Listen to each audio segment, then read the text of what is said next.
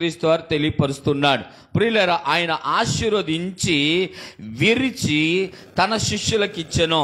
ఈ రోజున తన శరీరం అనబడిన ఆ రొట్టెని, తన రక్తము అనబడిన ఆ ద్రాక్ష రసమును నీకు నాకు ఆయన ఇస్తున్నాడు. ఈ మాటని జాగ్రత్తగా గమనించగలిగితే మనము అర్హత లేని వారిని, ప్రభువు కూడా అర్హత లేని వారిని ఎన్నుకొని అర్హత కలిగించి ఆ అర్హత వారు పొందుకునేలాగా చేసి వారిని యొక్క ప్రయోజకులను చేస్తాడనమాట.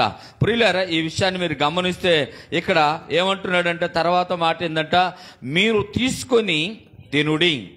ఇది తినాలి. ఎవరు? ప్రతి మానవుడు తినాలి. వారట తన శిష్యులతో అన్నాడట, తన వెంబడించే వారితో.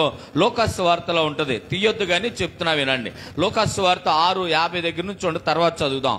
అయితే అక్కడ అన్నాడట ఆయన, మీరు నా శరీరం తింటే తప్ప, మీరు నా రక్తం తాగితే తప్ప మీరు జీవింప చేయరు, మీరు ఎత్తబడరు, లేకపోతే మీరు అంత్య దినాల్లో లేపబడరు అని అంటే, ఈ మాట కంటే చాలా మంది యూదులంట చనుక్కున్నారట.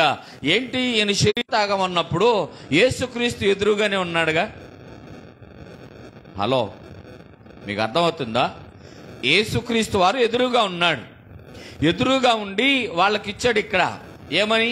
వారు భోజనము చేయుచుండగా ఆయన రొట్టెను తీసుకొని ఆశీర్వదించి, ఇది తీసుకొని మీరు తినుడి. తర్వాత ఏమన్నాడు? ఇది నా శరీరము అన్నాడు. ఓకే, ఆ తర్వాత మాట చదవండి. మరియు ఆయన గిన్నె పట్టుకుని కృతజ్ఞతాస్తుతులు చెల్లించి వారికిచ్చి, దీనిలోనిది మీరందరూ త్రాగుడి, ఇది నా రక్తము, అనగా పాప క్షమాపణ నిమిత్తము. హలో, ఇక్కడ రొట్టె తినడం విశేషం కాదు, రక్తము తాగటం విశేషం కాదు, పాప క్షమాపణ. ఒక మాట చదివించాను, మీ పాపములు ఒకనికొకడు ఒప్పుకొనుడి అని మీ పాపములు ఒకడికొకడు ఒప్పుకొనుడి అని జాగ్రత్తగా వినాలి అని వాక్యం రాయబడి ఉంది అక్కడ. అర్థమవుతుందా మీకు? అర్థం ఏనండి, నా మాట వినండి. మీ పాపములు ఒకడికొకడు ఒప్పుకోండి అని ఉంది. 5, 15, 16లో ఉంటుంది ఈ మాటలో. యోగ్యమైన ప్రార్థన అతన్ని స్వస్థపరచుననే కాడ ఉండి, ఇక్కడికి వచ్చేవారికి మీ పాపములు ఒకడికొకడు ఒప్పుకోండి అన్న తర్వాత నేనేం చేశానంటే మైకు కింద పెట్టేసేసి వెళ్ళి అందరిని అడిగాను, నా పాపములే నువ్వు క్షమించబడితే పరలోకానికి ఎత్తబడతావు. దేవుని స్తోత్రం. అక్కడేమనుంది? క్షమించబడాలి. ఎవరు క్షమించాలి? దేవుడు కాదు, ముందు నన్ను మీరు, మిమ్మల్ని నేను క్షమించాలి. అందరు ఏడ్ చేశారు, అయ్యా నువ్వేందయ్యా నువ్వేందయ్యా అంటే, నేను మనిషినే కాబట్టి నన్ను క్షమించండి, నా పాపములు క్షమించండి. అందరిని, చిన్న పెద్ద అందరిని, తేడా అందరిని అడిగాను. చిన్నపిల్లలతో కూడా అడుక్కుంటే ఒక 70-80 మంది దాకా ఉంటారు మేబీ. అయితే అందరిని అడిగితే నన్ను చూసి వాళ్ళు ఏం చేశారు తెలుసా? వాళ్ళు కూడా ఒకరికొకరు నా పాపములు క్షమించి, నా పాపములు క్షమించని మాట్లాడుకోనోళ్ళు. ఇప్పుడు ఒక మనిషిని తిట్టడానికి ఈజీగా తిట్టేస్తాం. అదే మనిషి దగ్గరికి వెళ్ళి ఆ తిట్టిన దానికి క్షమాపణ అడగాలంటే ఏముండాలి? భయంకరమైన ధైర్యం ఉండాలి. భయంకరమైన ధైర్యం ఉండాలి. తిట్టడం ధైర్యం అవసరం లేదు, నోరుంటే చాలు అది. కానీ ఆ మనిషి దగ్గరికి వెళ్ళి నన్ను క్షమించు అని అడగాలంటే ఒళ్ళు నడినెత్తి నుంచి అరికాళ్ళలాగా చెమటలు పోస్తాయి. నిజం, దీన మనసు కావాలి అక్కడ. అందుకే అందరిని నేను అడిగా, నన్ను నేను తగ్గించుకొని నేను అడిగాను. నన్ను చూసిన అందరికి కూడా నా పాపములు క్షమించు, నా పాపములు క్షమించని ఎవరి కాళ్ళు అడిగితే అద్భుతంగా జరిగింది. దేవుడు మహిమ అద్భుతం అక్కడ కనుపరుచుకున్నాడు. అలాగే ఇక్కడ ఏంటంటే, ఒకసారి నేను వెలంగని వెళ్తే, వెలంగనిలో నాకు తెలియదు బాప్తిసం అంటే ఏందో, ఇవన్నీ ఏందో తెలియదు. కానీ వెలంగని వెళ్ళాలని ఒక తపన, ఆశ. అక్కడ దాకా వెళ్తానికి అసలు బ్రతుకుతానా అనుకున్నట్టుగా భయంతో వెళ్ళాను.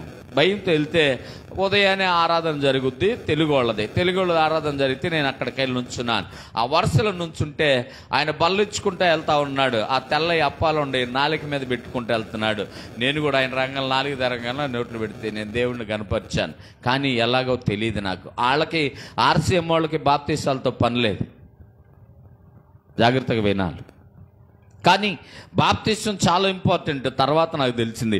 ప్రియులారా, ఇక్కడ ఈ మాట ఎందుకు చెబుతున్నానంటే, ఎవడైనా తినొచ్చు, తినడం కాదు విశేషం, పాపాలు క్షమించబడాలి. అవునా కాదు? ఆయన యేసుక్రీస్తు వారు ఏం మాట్లాడుతున్నాడు వాళ్ళతో? పాప క్షమాపణ నిమిత్తం. ఎందుకు ఇది? యేసు రక్తమును ఎందుకు తాగాలి? యేసు శరీరాన్ని ఎందుకు తినాలి?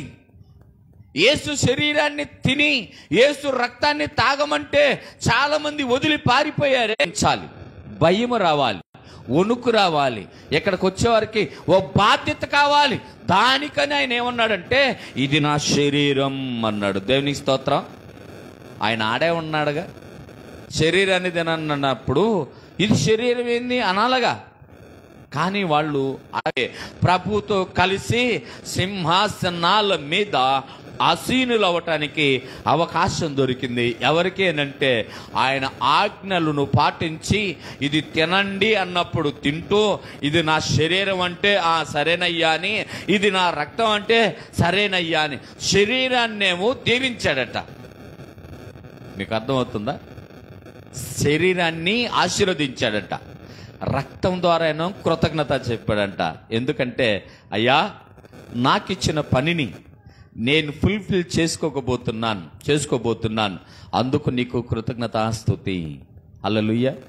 మరి నీకు ఇచ్చిన బాధ్యత నువ్వు నెరవేరుస్తున్నావా? దేవునికి కృతజ్ఞతాస్తుతి చెల్లిస్తున్నావా? ప్రతిరోజు అయ్యా నువ్వు ఒక పని అప్పచెప్పావు, ఆ పనిని నేను ఇలా చేస్తున్నాను నాయన, ఇంకా కొంచెం పెండింగ్ ఉంది, ఆ పని కూడా చేసేస్తా ప్రభా. ఇదిగో నువ్వు ఇచ్చిన పనిలో వెనకబడి ఉన్నాను అయ్యా, ఆ పనిని కూడా ఎలాగోలా నేను ముగింపులోకి తీసుకొస్తాను ప్రభా, అందుకు నీకు కృతజ్ఞత. అసలు ఎన్ని కాదయ్యా, నన్ను నమ్మి నాకు ఈ పని అప్పచెప్పావే, అందుకు నీకు కృతజ్ఞతాస్తుతులి. ఏ రోజు అని చెప్పావు నువ్వు? అన్ని తీసేస్తే అది కూడా తీసేద్దాం. ఇంకొక మాట, అసలు నన్ను భూమి మీదకు తెచ్చినందుకు నీకు కృతజ్ఞత లేదు. ఆదివారం అట క్రైస్తవులు ప్రార్థనకి వెళ్తానికి తాబేలు నడిచినట్టు నడుస్తారట. అవునా కాదా? క్రైస్తవులు ఆదివారం ప్రార్థనకి వెళ్తానికి తాబేలు నడిచినట్టు నడుస్తారట. అదే ఆదివారం ప్రయాణం అవుతే గుర్రం కుందేలు పరిగెత్తారంట, తొందరగా. దేవుడు అంటే నిర్లక్ష్యం, అలాగే క్రీస్తు శరీరం అంటే నిర్లక్ష్యం ఉంటే జాగ్రత్త. లెక్క అప్పచెప్పేది నీవే, నేను కాదు. లెక్కకి చెప్పుకోవాల్సిన బాధ్యత కూడా నీదే.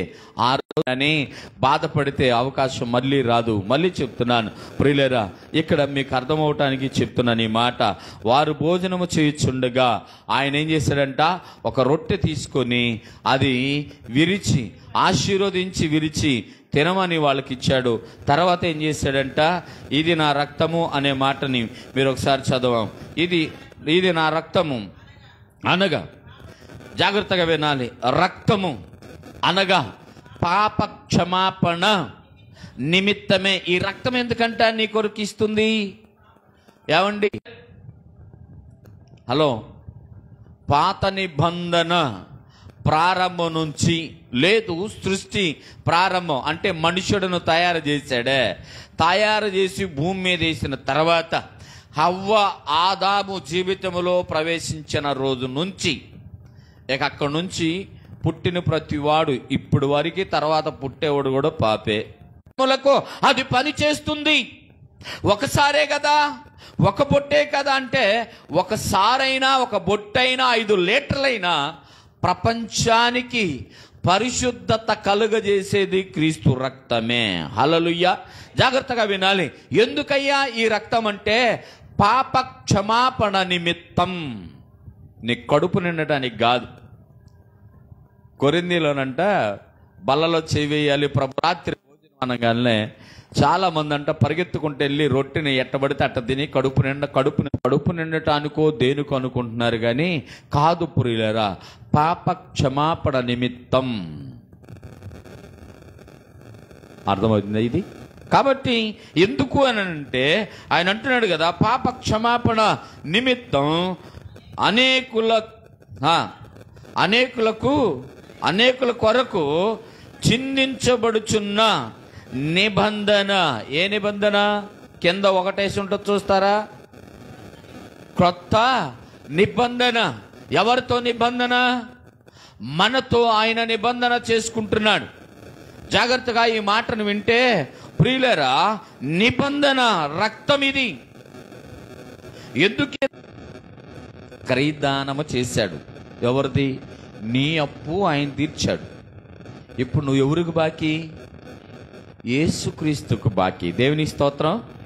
నీ అప్పు ఆయన తీర్చింది కాబట్టి నువ్వేం చేయ? ఎవరికి బాకీ? ఇప్పుడు ఆయనకు బాకీ.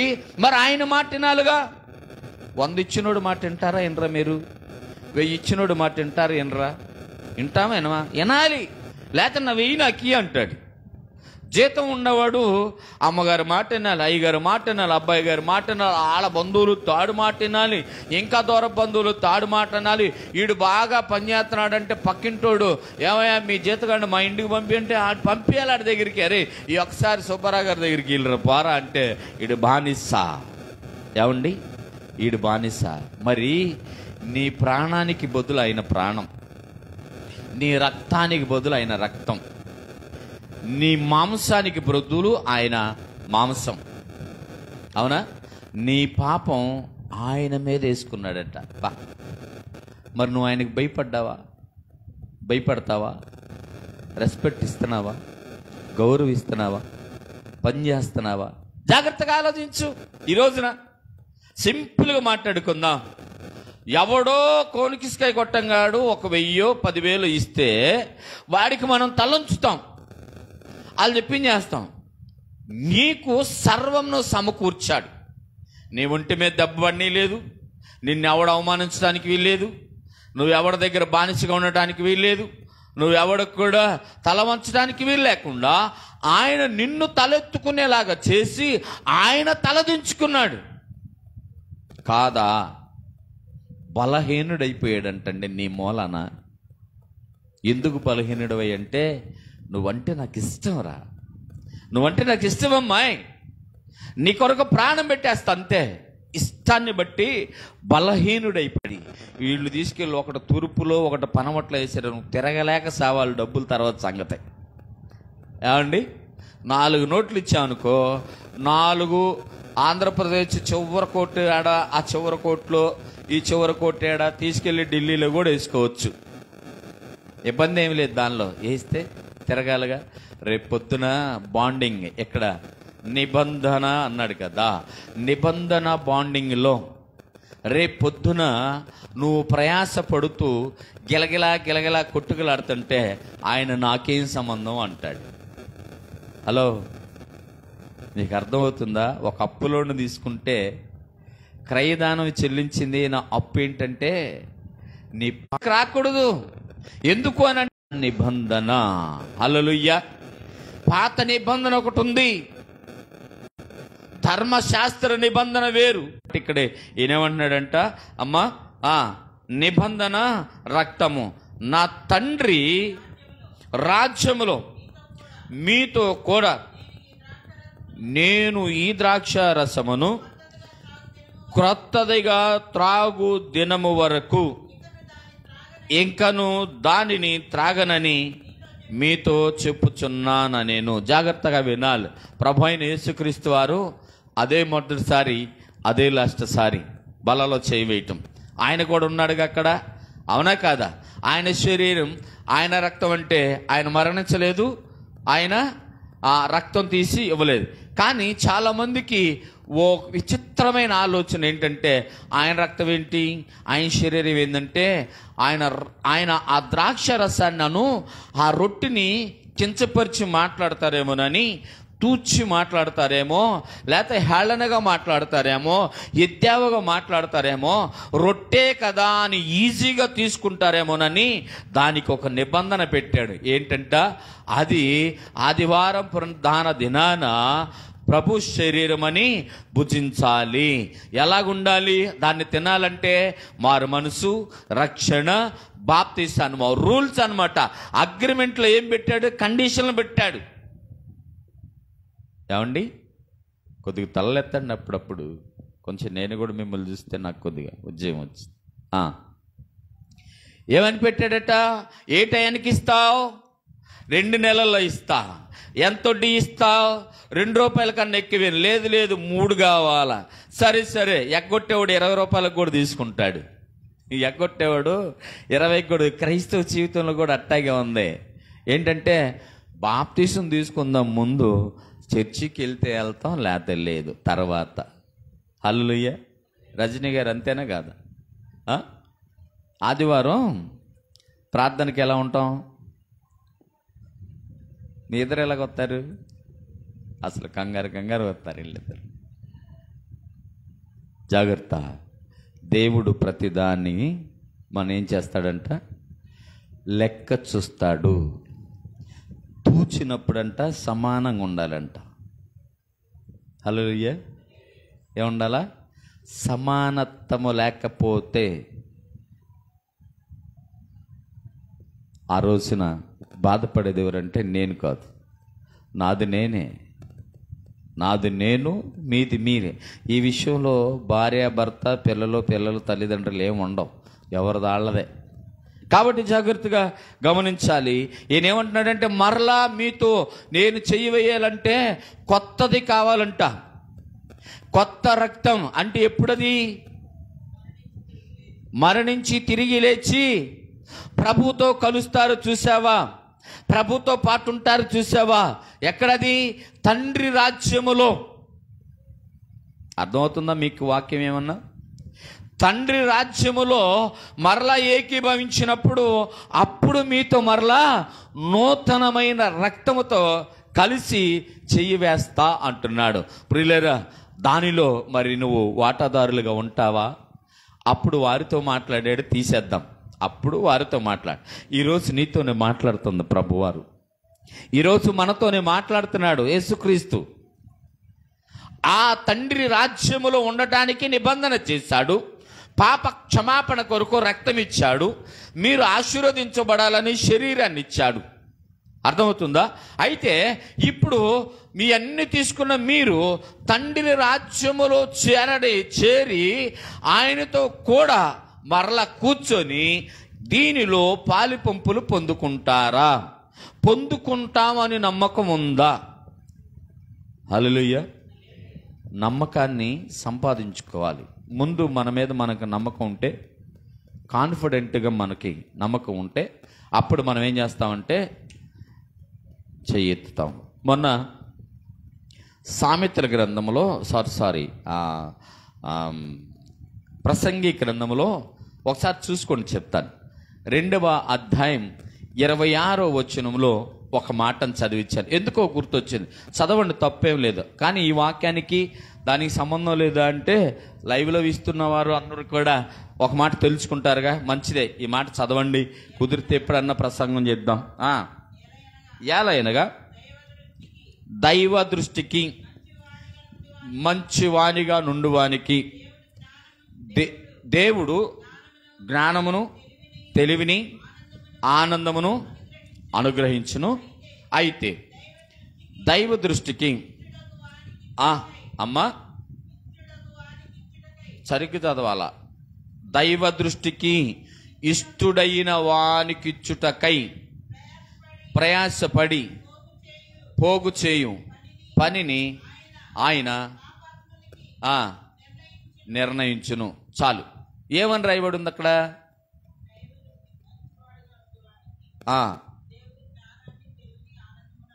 మూడిస్తాడు. తర్వాత ఏమంటున్నాడు?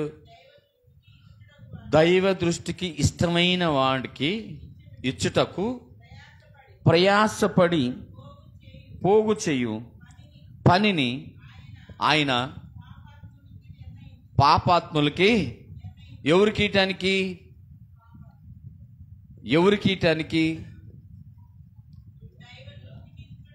దేవుని దృష్టికి ఇష్టడైన వాడికి ధనాన్ని కానీ ఏదైనా ఇవ్వటానికి ఈడు ఎలాగే నిలబడితేనంట, ఈడి కొరకు, ఎవరి కొరకు? నీతిమంతుడి కొరకు సిద్ధపరచమని ఒక పాపాత్ముడు ఎన్నుకుంటాడట. రే పని నువ్వు చెయ్యి, డబ్బులు అడిగి. హల్లెలూయా. ఇలాగ నిలబడి ధనాన్ని సంపాదించుకున్న వాళ్ళు ఎవరైనా ఉన్నారా మీలో అని అడిగాను. అడిగితే ఎవరు చెయ్యెత్తలేదు. నేను చెయ్యెత్తాను. ఈ మాట చెప్పడానికి ఇది చదివించాను. నేను చెయ్యెత్తన్నాను. ఎంతో కొంత, అంత కాదు, ఎంతో కొంత నేను దేవుని దృష్టికి ఇష్టడుగా ఉండటానికి ప్రయత్నం చేస్తూ ఆ ప్రకారమే జీవించాలని ఇష్టపడుతున్నాను. కాబట్టి నేను ఏ పని చేయకపోయినా పాపాత్ముల దగ్గర నుంచి నాకు వస్తున్నాయి కాబట్టే నేను వాళ్ళకి సహాయం చేయగలుగుతున్నాను అనగానే అందరూ పెద్దగా హల్లెలూయా చెప్పారు. ఎందుకంటే ప్రభాకర్ అన్న నిజంగానే చేస్తున్నాడు ఈ పని అని. దేవుని స్తోత్రం. నేను ఎందుకు ఈ మాట చెబుతున్నానంటే, దైవ దృష్టికి ఎంతో కొంత నువ్వు యథార్థతంగా ఉండాలి. ఇక్కడ నేను మాట్లాడుచున్న మాట కూడా అంతే. ఆ గుంపులో ఉండడానికి నువ్వు ప్రయత్నం చేయాలి. ఏ గుంపులో? క్రీస్తుతో కూడా మరలా బల్లలో చేయి వేసే గుంపు. ఆ గుంపు ఎక్కడుందంట? పరలోక రాజ్యములో ఉంది. ఆ పరలోక రాజ్యములో, ఆ గుంపులో లేదు, ఆళ్ళలో వారితో కలిసి, ఆ మందలో కలిసి బల్లలో చేయి వేయటానికి ప్రధాన కాపరి అక్కడ కూర్చొని ఉంటే ఆయనతో కూడా ఆ బల్లలో చేయడానికి నువ్వు సిద్ధమవుతున్నావా? సిద్ధమవ్వాలి. నేను అనేది ఏంటంటే, లేనిది సంపాదించుకుంటూ ముందుకెలాగెళ్తామో దేవుని దృష్టిలో కూడా మంచి పేరు సంపాదించుకోవడానికి ప్రయత్నం చేయాలి. అసలు నీ దగ్గర ప్రయత్నం అన్నా ఉందా? క్రైస్తవుడా, ప్రయత్నం అన్నా ఉందా? ఉండాలిగా. ఇక్కడ వరకు బల్లలో చేయి వేస్తారు, ఓకే, బాగుంది. తర్వాత ఈ నూతన రక్తములో మరలా ఆయనతో కలిసి బల్లలో చేయి వేసే సమయానికి నువ్వు అక్కడ ఉంటావా ఉండవా పరీక్షించుకోవటమే. ఇక్కడ గనక పరీక్షించుకోకపోతే, ఇక్కడ గనక సిద్ధపరచుకోకపోతే, ఇక్కడ గనక నేర్చుకోకపోతే నేర్చుకునే అవకాశం లేనే లేదు.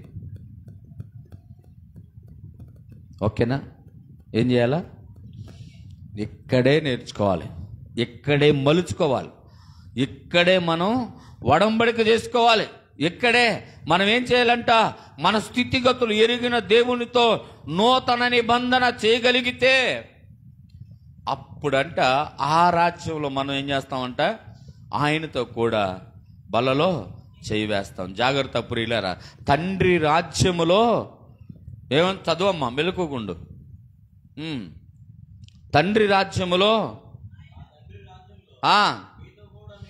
మీతో కూడా నేను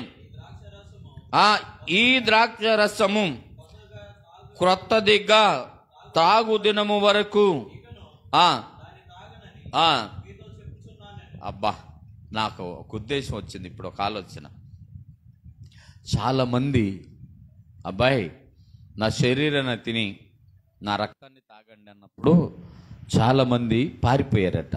నరరూప రాక్షసుడు ఈడెవుడ్రా ఎట్టున్నాడు, శరీరాన్ని తినమంటున్నారు, రక్తాన్ని తాగమంటున్నాడు, ఇది ఎట్ట కుదిరిద్దని చాలామంది యూదులంట వాళ్ళకై వాళ్ళు పారిపోయారంట. పారిపోతే నిలబడిన వాళ్ళని అడిగాడంట, అబ్బాయి మరి మీరు వెళ్ళలేదు అంటే ఆయన అంటున్నాడంట, పక్కనుండి ఆయన అంటున్నాడంట, ఎవరో పేతురు, ఎక్కడికి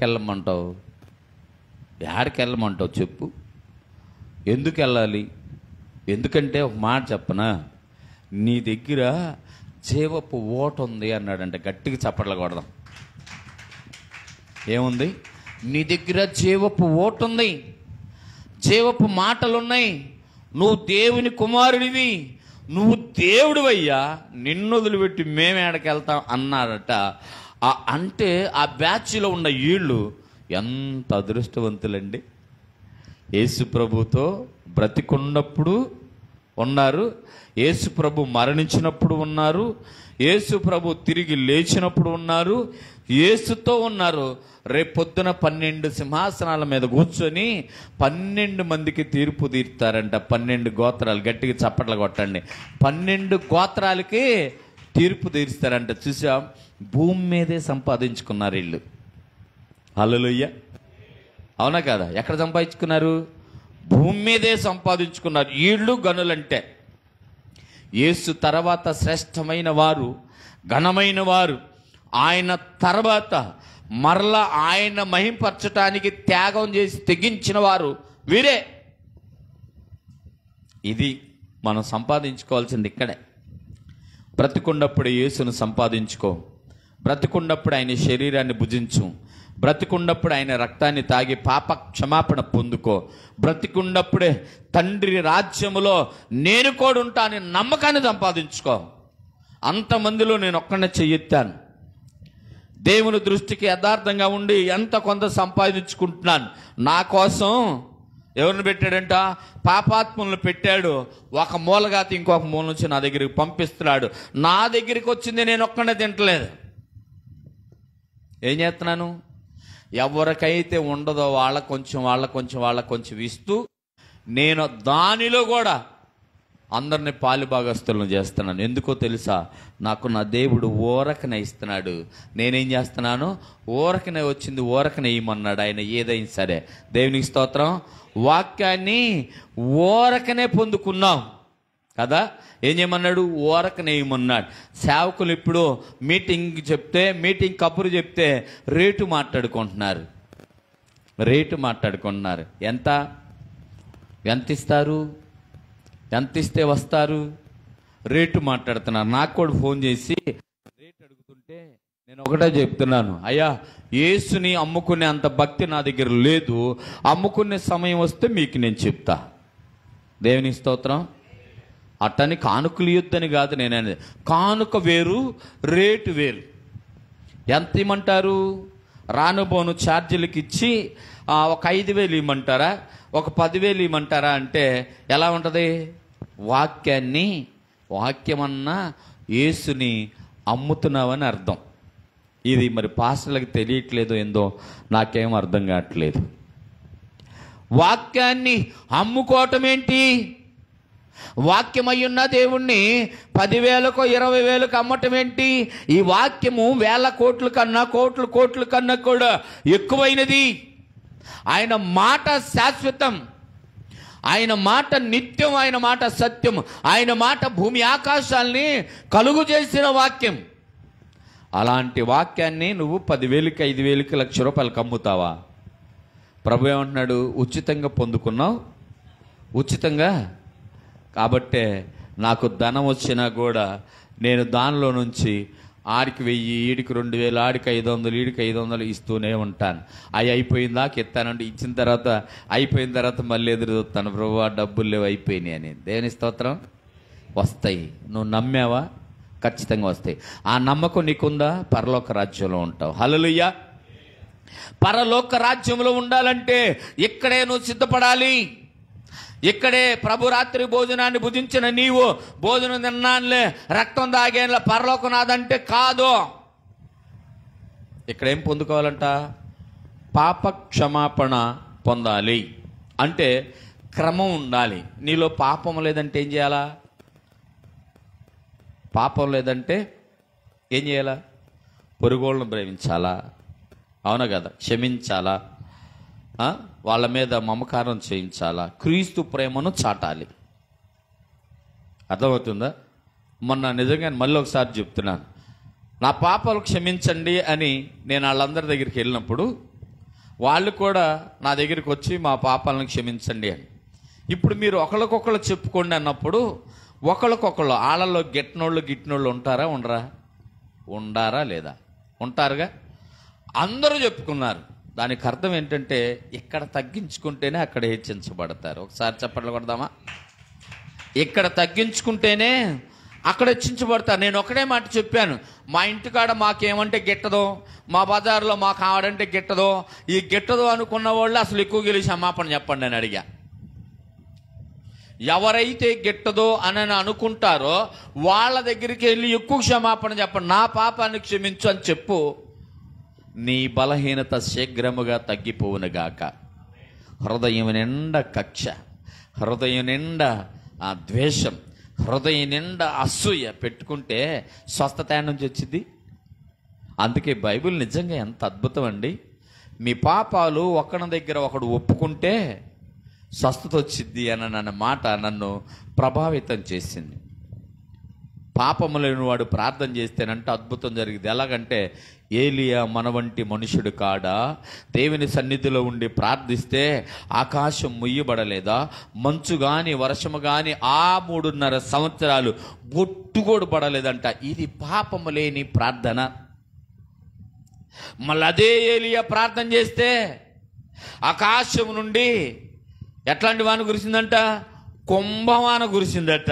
చూసావా? ఎందుకనంటే ఓ పాపము లేని మనిషి ప్రార్థన చేస్తే అంత జరిగిద్దంట. అందుకని మీకు స్వస్థత కావాలంటే పక్కన వాళ్ళ దగ్గరికి క్షమాపణ తీసుకోండి. మీకు స్వస్థత కావాలంటే పక్కన వాళ్ళ దగ్గరికి క్షమాపణ తీసుకోండి.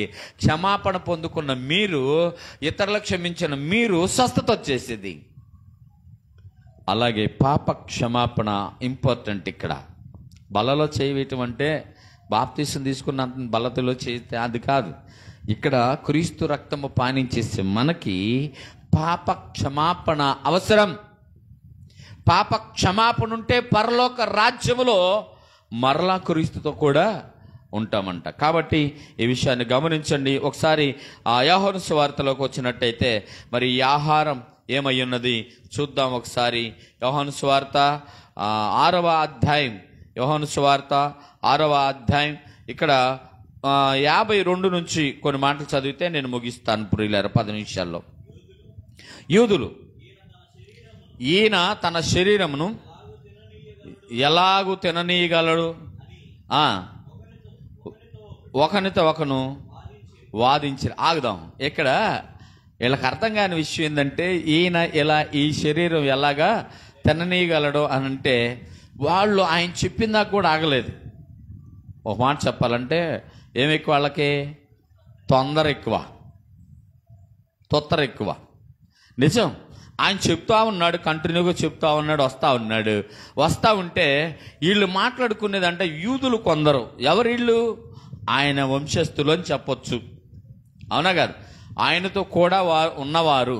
అయితే ఏమంటారట, ఎలాగా తినగలం అంటే ఇప్పుడు ఆయన ఆడ కల్లంగాల్లో పడుకొని పీక్కు తినండి అంటాడేమో వీళ్ళ భయం. ఆడకెళ్ళంగానే ఆయన పడుకొని అరే నా రక్తం తాగండ్రా అంటాడేమో వాళ్ళ భయమేమో. ఎలా తినగలం అని అంటుంటే ఆయన ఏమన్నాడట, కావున యేసు ఇట్లా నేను మీరు మనిషి కుమారుని శరీరము తిని ఆయన రక్తము త్రాగితే కానీ మీరు జీవము గలవారు కారు. ఇప్పుడు ఈ రక్తం ఏమై ఉన్నదట, ఈ యొక్క రొట్టె ఏమై ఉన్నదంట, జీవము గలదై ఉన్నది. గట్టిగా చెప్పట్లు కొడదాం ఒకసారి. ఇందాక అక్కడ తినమన్నాడు, ఆశీర్వదించి తర్వాత ఏం చేశాడు, కృతజ్ఞత చెప్పాడు, తర్వాత దేవుని రాజ్యములో ఉంటామని చెప్పాడు. అసలు ఇప్పుడు ఈ శరీరం ఏమై ఉన్నదంటే జీవము గలదై ఉన్నది. ఇది పరలోకము నుంచి దిగి వచ్చిన జీవాహారము. హల్లెలూయా, హల్లెలూయా. జాగ్రత్తగా వినాలి. ఇప్పుడు ద్రాక్ష రసము రక్తముతో ఎందుకు పోల్చాడంటే ఇప్పుడు ఈయన ఏమై ఉన్నాడంటే, అసలు ఒక మాట చెప్పాలంటే యేసుక్రీస్తు వారు ఏమై ఉన్నాడు? అదే రైటే. అయితే మీకు అర్థంగా రాదులే ఎమ్మటే నేను చెప్తున్నా. యేసుక్రీస్తు ఏమై ఉన్నాడు? నేను నిజమైన ద్రాక్షావళిని. ఇప్పుడు ద్రాక్షావళి నుంచి ఏమొచ్చింది? ఫలాలు వస్తాయి, రసం వచ్చింది. దీన్ని అక్కడ చేర్చాడంట తీసుకెళ్ళి. దేవుని స్తోత్రం, హల్లెలూయా. దేవుని కూర్పు ఎంత గొప్పదండి. ఎంత చక్కగా అలా తీసుకెళ్ళి కూర్చుకుంటూ ఆశీర్వాదం అంటే ఏంటి, దీవెన అంటే ఏంటి, కృతజ్ఞత అంటే ఏంటి, ప్రతిదీ కూడా ఆయన మనకి తేటపరుస్తూ ఉన్నాడు. ఎందుకంటే చాలామంది మూర్ఖులు ఏం చేస్తున్నారంటే వీళ్ళు ఇప్పుడు అనుకోవట్లా శరీరం తినటం ఏంటి, రక్తం తాగటం ఏంటి అని అంటే యేసుక్రీస్తు అంటున్నాడు, నేను నిజమైన ద్రాక్షవల్లిని. ద్రాక్షవల్లి నుంచి వచ్చేది కాయలే, ఆ కాయల నుంచి వచ్చేది రక్తం. ఉదాహరణకి పోల్చాడు ఆయన. అర్థమవుతుందా? నేను పరలోకము నుంచి దిగి వచ్చిన జీవాహారమును నేనే, నా తండ్రి యొద్ద నుంచి వచ్చాను. తండ్రిని నమ్మి ఎలాగుంటారో నన్ను నమ్మాలి. తండ్రికి ఇష్టమైన వాడిని ఎలాగ లేపునో, ఎవరిష్టం ఆయనకి? తండ్రికి ఇష్టమైన వాడిని ఎలాగ లేపునో నేను కూడా నాకు ఇష్టమైన వారిని అలాగే లేపుతా. ఇప్పుడు తండ్రికి ఎవరు ఇష్టం? మెలకుగా ఉండండి, అందుకే చెప్పేది. తండ్రికి ఎవరు ఇష్టం? కుమారుడు ఇష్టం. కుమారుడు మరణించిన తర్వాత మొట్టమొదటిగా లేపింది ఎవరిని? ఆయన్నే.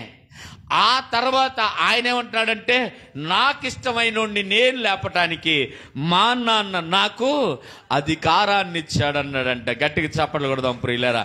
జాగ్రత్తగా వినాలి ఇక్కడ. ఇప్పుడు నువ్వు ఆ కుమారుడికి ఇష్టడుగా ఉన్నావా లేదా? ఓ సంగమా, కొలకలూరులో కట్టబడిన నూతన యెరూషలేము ప్రార్థన మందిరమా, ఆ మందిరంలో ఉన్న విశ్వాసులారా, ఇప్పుడు నీవు కుమారుడికి ఇష్టురాలుగా ఉన్నావా లేదా? ఇది ప్రశ్న. స్ట్రైక్ అయిందా మీకు? ఏమండి, జాగ్రత్తగా వినాలి వాక్యము.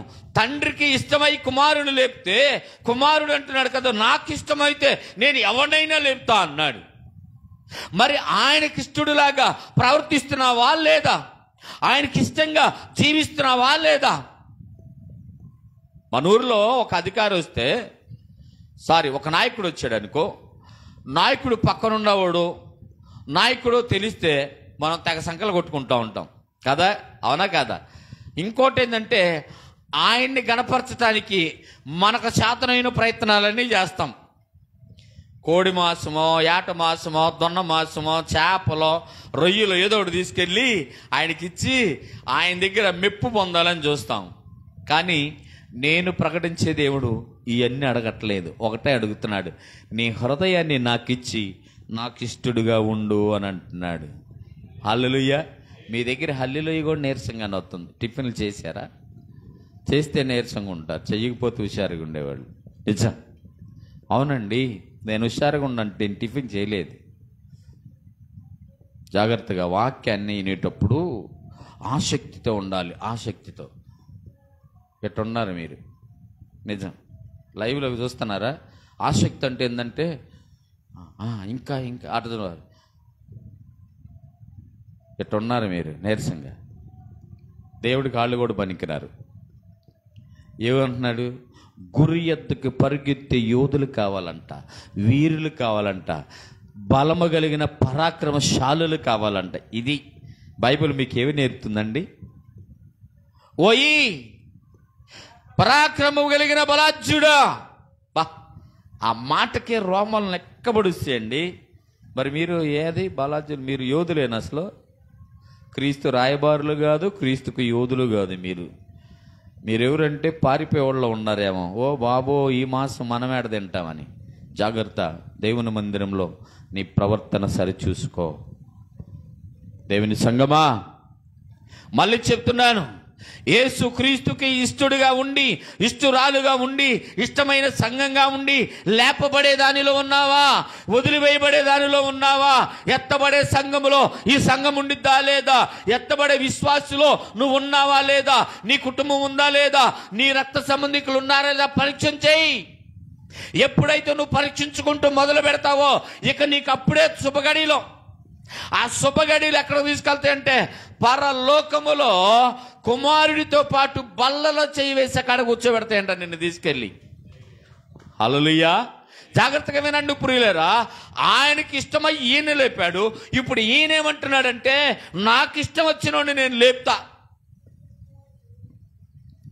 ఈరోజు పార్టీల్లో ఎవరికి నచ్చింది వాళ్ళు చేస్తున్నారు. వాళ్ళ పార్టీ వస్తే వాళ్ళకే, వీళ్ళ పార్టీ వస్తే వీళ్ళకే ఎడ చేస్తున్నారు. ఎవడు పార్టీ వస్తే ఆడే చూసుకున్నాడు. కానీ నా ప్రభు అంటున్నాడు, మొత్తం జనాలు నాకు ఇష్టమైతే అందరికీ నేను ఒకటే. హల్లెలూయా. ఆయన అంటున్నాడు, మంచివాడి మీద చెడ్డవాడి మీద నా వర్షం కురిపించా. ఆయన సూర్యకాంతిని అందరి మీద ప్రకాశింపజేస్తాడట. ఆయన వెన్నెల అందరినీ ఆనందింపజేసిద్దంట బాబు. ఎక్కడున్నారండి మీరు? ఆయనకి పార్టీలతో పని లేదు, అంటే మనుషులతో పని లేదు, రంగుతో పని లేదు, ఎత్తుతో పని లేదు, లావుతో పని లేదు, చదువుతో పని లేదు, జ్ఞానముతో పని లేదు. ఆయన కావాల్సింది ఒకటే, హృదయముతో పని. హృదయమారా మనసారా ఆయన ఆరాధిస్తే ఆ ప్రకారమే నువ్వేం చేస్తావంటే దేవునితో కూడా ఉంటావంట. మళ్ళీ చెప్తున్నాను ప్రియులారా, ఎత్తబడే వారిలో అనగా మరలా ఆయన పునరుద్ధానమందు నిన్ను లేపబడే స్థితిలో నువ్వు ఉండగలిగితే మంచిది. పునర్జన్మ అనే మాటని అసలు బైబిల్ అంట తిరస్కరిస్తుంది అన్నారు. పునర్జన్మ అంటే ఏంటి? మళ్ళీ పుట్టడం, పునరుద్ధానం, లెగవటం, ఈ రెండు వేరు. పునర్జన్మ అనేది బైబిల్ అంట తిరస్కరించేస్తుందట. అంటే పునర్జన్మ లేదు, పునర్జన్మ లేదు. అయ్యా వీడిలా అవటానికి కారణం ఏంటి? వీడు చేసిన పాపమా, వీళ్ళ అమ్మా నాన్న చేసిన పాపమా?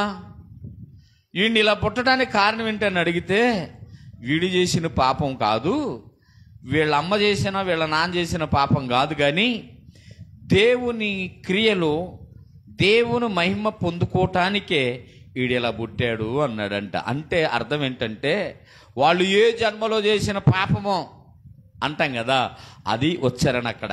ఏ జన్మ అంటే అసలు జన్మ లేదురా బాబు, ఉందే ఒక జన్మ, ఒక్క జన్మే ఉంది. మళ్ళీ మళ్ళీ తిరిగి జన్మించడానికి లేదు, తిరిగి లేవటానికి అవకాశం ఉంది. హల్లెలూయా. తిరిగి లేవటానికి పుట్టడానికి సంబంధం ఏందండి అంటారా? మళ్ళీ ఇదొక ప్రశ్న. అవునా, అర్థమైందా? తిరిగి లేవటం వేరు, తిరిగి పుట్టడం వేరు. పుట్టడం అనేది జన్మ, లేవటం అనేది పునరుద్ధానం. జాగ్రత్తగా వినాలి. కాబట్టి ఈరోజు వాక్యమైన నీవు జీవాహారమయ్యున్న దేవుని శరీరాన్ని భుజిస్తున్నావు. ఆ క్రీస్తు శరీరాన్ని భుజించే నీవు మరలా చెప్తున్నా, ఇప్పుడు ఆయనకి ఇష్టడుగా ఇష్టురాలుగా ఉంటున్నావా? వధువు సంఘంగా ఉన్నావా? క్రీస్తు సంఘంగా ఉన్నావా? ఆయన కోసం సిద్ధపడి ఎదురు చూసే కుమార్తె, పెళ్లి కుమార్తెలాగా ఉన్నావా? సిద్ధపడిన కన్యకలాగా ఉన్నావా? లేవా? నిన్ను నువ్వు పరీక్షించుకుంటే ఎత్తబడే వారిలో ఉంటావు. ఎత్తబడే వారిలో ఉంటే ఏమవుతుందట? మళ్ళీ బల్లలో చేయి వేసే అవకాశం వచ్చిందంట. దేవుని స్తోత్రం, హల్లెలూయా. కాబట్టి తండ్రికి ఎలాగా ఇష్టమైన వారిని లేపాడో కుమారుడు కూడా తనకిష్టమైన వారిని లేపుతారట. ఇక నుంచి నువ్వు చేయాల్సిన ప్రయత్నం ఏంటంటే, పక్కింటావు నన్ను ప్రేమిస్తే బాగుండు, ఎదురింటావు నన్ను ప్రేమిస్తే బాగుండు, ఆ నాయకుడు పక్కనోడు ప్రేమిస్తే బాగుండు, ఆ నాయకుడు మమ్మల్ని ప్రేమిస్తే బాగుండు అని అనకుండా మీరేం చేయాలంటే, యేసు క్రీస్తు దృష్టిలో నేను పడితే బాగుండు. హల్లెలూయా. ఎవరి దృష్టిలో? యేసు క్రీస్తు దృష్టిలో. ఎందుకంటే తండ్రి కుమారుని లేపాడు, కుమారుడు నన్ను లేపాలి. ఇప్పుడు తండ్రి కుమారుడు లేకుండా నిన్ను లేపడం. ఇక్కడ గుర్తుపెట్టుకో, ఈ పాయింట్ని అండర్లైన్ చేసుకో. తండ్రి నేనే సర్వం అని కుమారుడు లేకుండా ఎవరిని లేపడం? కుమారుడు ద్వారా తప్ప. హలో, మా అబ్బాయికి నేను చెప్తాలే పోరా, నువ్వు అనొచ్చు, నేను అనొచ్చు, ఇంకొకడు అనొచ్చు. ఆయన ఏమంటాడంటే, ఆయన్ని గణపరిచి ఆయనకి ఇష్టమైతేనే నా దగ్గరికి వస్తావు. హల్లెలూయా. బా, వీళ్ళిద్దరు బాండింగ్ భలే ఉంటుందండి కదా. తండ్రిని ప్రతి మాటలో గణపరిచే కుమారుడు, కుమారుణ్ణి ప్రతి మాటలో హెచ్చించే తండ్రి, వీరికి పరిశుద్ధాత్మ దేవుడు ఏకీభవించి ప్రతి తీసుకొచ్చి నీకు అందించడం. బా, ఏముందండి, మామూలుగా లేదు కదా. జాగ్రత్త. మనమైతే ఏం చేస్తాం? ఆడ తెక్కలోళ్ళే, ఊరుకో, నీకు తెలియదులే, వద్దు ఈసారికి బాని వదిన, ఆడ తెక్కలోళ్ళే బావా, ఊరుకో కదా. నీ కొడుకును నువ్వు కించపరుస్తున్నావు, నీ కుమార్తెను నువ్వు కించపరుస్తున్నావు, నీ భర్తను నువ్వు కించపరుస్తున్నావు, నీ భార్యను నువ్వు కించపరుస్తున్నావు. మళ్ళీ ఒకసారి ఈ మాట చెప్తాను. కలెక్టర్ అయినా సరేనంట, జిల్లా మొత్తాన్ని జయించి ఇంటికి వస్తే భార్య అనిద్దంట, కాఫీ ఇచ్చి ఏదన్నా మాట మాట్లాడితే ఒక ముట్టికాయ ఆయనకేం తెలియదులే ఊరుకో అనిద్దంట. ఏమండి, జిల్లా నేలే కలెక్టర్ అంట ఇంటికి రంగాల్లో కాఫీ ఇచ్చి ఆయనకేం తెలియదులే, ఊరుకోండి. ఏమీ తెలియనోడు జిల్లా కలెక్టర్ అయ్యాడా? పెళ్ళాల పరిస్థితి ఎట్టుంది ఇంటికి వెళ్తే? ఏమండి, జాగ్రత్త జాగ్రత్త. యేసయ్యని కాదని తండ్రిని స్తుతించే ప్రతి వాడికి కూడా భూస్థాపితమే, తిరిగి లేచే సమస్య లేదు. లెగుస్తాడు, పునరుద్ధానం అనేది ఉంది వాళ్ళకు కూడా. కానీ మరణ పునరుద్ధానం, జీవ పునరుద్ధానం. హలో, చచ్చిపోయిన ప్రతివాడి కూడా లెగుస్తాడట. లేచిన ప్రతివాడికి పరలోకం ఉందనుకోవటం పొరపాటు. ఒకడికి జీవ పునరుద్ధానం, ఒకడికి మరణ పునరుద్ధానం. పునరుద్ధానంలో కూడా డివైడ్ చేయబడ్డాయి. ఇది తెలుసుకోగలిగితే వాక్యం నీకు అర్థమైద్ది. ఆయనకేం తెలియదు అన్నంత ఈజీ కాదు పరలోకం వెళ్ళటం అంటే. ఆయనకేం తెలియదులే, ఊరుకో అని అనగానే అయిపోయిద్దా? క్రీస్తును కాదని తండ్రిని స్తుతించిన వాడు, తండ్రిని కాదని యేసును స్తుతించిన వాడు ఎవడైనా సరే, ఈ కంబైనింగ్లో లేకుండా, ఈ కాంబోలో లేకుండా పర్సనల్గా తీసుకుంటే వాడు పర్సనల్గానే ఉంటాడు. అర్థమవుతుందా? జాగ్రత్త. ఈ వాక్యాన్ని మీరు ఎంతగా మెమరీ వేసుకుంటే అంత మంచిది. ఈ వాక్యాన్ని ఇంటికెళ్ళి మళ్ళీ పరిశీలన చేస్తే మంచిది. జాగ్రత్తగా వినండి ప్రియులారా. దేవుని వాక్యం సెలవిస్తూ ఉన్నది, నా శరీరం తింటేనే, నా రక్తము తాగితేనే పాప క్షమాపణ వస్తేనే తండ్రి రాజ్యములో ఉంటారు, ప్రవేశిస్తారు. అక్కడ మళ్ళీ నూతనమైన ద్రాక్ష రసము తాగటానికి అవకాశం ఉంటుంది. ఇప్పుడు శరీరం అనగా ఆయన ఏమంటున్నాడు? పరలోకము నుంచి వచ్చిన జీవాహారమును నేనే అన్నాడు ఆయన, ఇంకొకళ్ళు లేడు. కాబట్టి ఈ విషయాన్ని గమనించి తండ్రి కూడా ఏమంటున్నాడంటే, కుమారుడు ద్వారా తప్ప ఎవడు కూడా నా దగ్గరికి రాలేడు, లేపబడలేడు. కాబట్టి అధికారం కలిగిన క్రీస్తు శరీరాన్ని నువ్వు భుజించే నువ్వు ప్రయత్నం చేయాలి. ఏమని? ప్రభా, నేను వారి దగ్గర వీరి దగ్గర కాదు, నీ దగ్గర మెప్పు పొందుకోవటానికి సహాయం చేయి నాయనా, నిన్ను మెప్పించడానికి సహాయం చేయి. దానికి తగ్గ తెలివిని దయచేయి, దానికి తగ్గ జ్ఞానాన్ని దయచేయి, దానికి తగ్గ తగ్గింపుని దయచేయి, దానికి తగ్గ ఒడంబడికను దయచేయి, దానికి తగ్గ అయ్యా అగ్రిమెంట్లో నేను సంతకం పెట్టా, నా పాపాలు నువ్వు మోసావు కదా, నా బాకీ నువ్వు తీర్చావు కదా, నీకు విధేయత చూపించాలని అగ్రిమెంట్లో సంతకం పెట్టా, నేను ఆ ప్రకారమే జీవిస్తానని ప్రభుతో ఒడంబడికలో మీరుండండి. ప్రార్థన చేసుకుందాం. ప్రభు ఈ కొద్ది మాటలు మన వినికిడిలో దీవించునుగాక. ఆమెన్. ప్రార్థన చేసుకుందాం. పరిశుద్ధుడైన తండ్రి, దయగలిగిన దేవా, మహోన్నతుడ, మీకు వందనాలు ప్రభా. నీ చిత్తంలో, నీ ఇష్టంలో మరొకసారి ప్రార్థించడానికి అవకాశం ఇచ్చారు నాయన. ఈ ఉదయకాల సమయంలో నాయన, అదిగో నా తండ్రి, నేను గణపరచడానికి నాయన ఆయా ప్రాంతాల నుంచి మేము వచ్చాం, మమ్మల్ని నడిపించారు. మరొకసారి ప్రభా, ఆయా వాక్య భాగంలో మీరు మాకు తోడుండి నడిపించారు నాయన. ఇదిగో నా తండ్రి, నీ శరీరాన్ని బట్టి నాయన, నీ రక్తాన్ని బట్టి నాయన మాకు క్లారిటీ ఇచ్చారు నాయన. శరీరం ఏమై ఉన్నదో, రక్తం ఏమై ఉన్నదో ప్రభా, మేము ఎందుకు తీసుకోవాలో ప్రభా మాకు తెలియపరిచారు. తీసుకున్న మేము ఏం చేయాలో నాయన మాకు తెలియపరిచారు. తేటగా సుటిగా మాతో మీరు మాట్లాడినందుకు వందనాలు ప్రభా. తండ్రి నాయన, ఎవడని లేపునో ఆయనకి ఇష్టమైన వారిని లేపుతారు, అలాగే కుమారుడు కూడా తనకిష్టమైన వారు లేపుతారని నాయన నీ మాటలు చెబుతున్నారు నాయన. ఇదిగో ఈ శరీరము తాగి, ఈ శరీరం తిని, ఈ రక్తం తాగువాడే అంత్య దినాల్లో లేపబడతాడు, తండ్రి యొక్క సన్నిధిలో, తండ్రి రాజ్యములో ఉంటాడని సెలవు ఇచ్చారు. ఆ తండ్రి రాజ్యముకి చేరేదాకా మరలా నేను బలలో చేయవేయనని చెప్పారు ప్రభా. కాబట్టి మేమందరం కూడా నాయనా, ఇదిగో నా తండ్రి, నీ తండ్రి రాజ్యములో నీతో కూడా కలిసి నాయనా, ఇదిగో నా తండ్రి, నీ బలలో చేయివేసే దాకా, క్రొత్త ద్రాక్షారసములో నాయన చేయివేసే దాకా నన్ను మమ్మలను ప్రభావితం చేసిన ఈ వాక్యాన్ని బట్టి మేమందరము కూడా మమ్మల్ని మేము తగ్గించుకొని నీ దగ్గర మెప్పు పొందడానికి లేదు, నిన్ను మెప్పించడానికి అయా మాకున్న భక్తిని ప్రదర్శించే భాగ్యాన్ని దయచేయి. ఇక నుంచి కొంచెం కొంచెంగా ప్రయత్నం చేస్తూ ఆ ప్రయత్నాల్లో చక్కగా అయా, ఇదిగో నా తండ్రి, నిన్ను మెప్పించే వారిగా అయా, నువ్వు మమ్మల్ని లేపేవాడిగా నాయన మేము సిద్ధపరచుకోవడానికి సహాయం చేయమని లైవ్లో వీక్షిస్తున్న బిడ్డలు, శబ్దాంతరాల ద్వారా వింటున్న బిడ్డలు నాయన, ఇక్కడ ప్రభా మోకరించి ప్రార్థించే ప్రతి బిడ్డని కూడా మీరు దీవించి ఆశీర్వదించండి. ముందున్న కార్యక్రమం అంతా కూడా మీరే ప్రభా అయా మమ్మల్ని నడిపించి బలపరచమని యేసు నామమున అడుగుచున్నాం తండ్రి. ఆమేన్. మనందరం ప్రార్థనలో ఉందాం.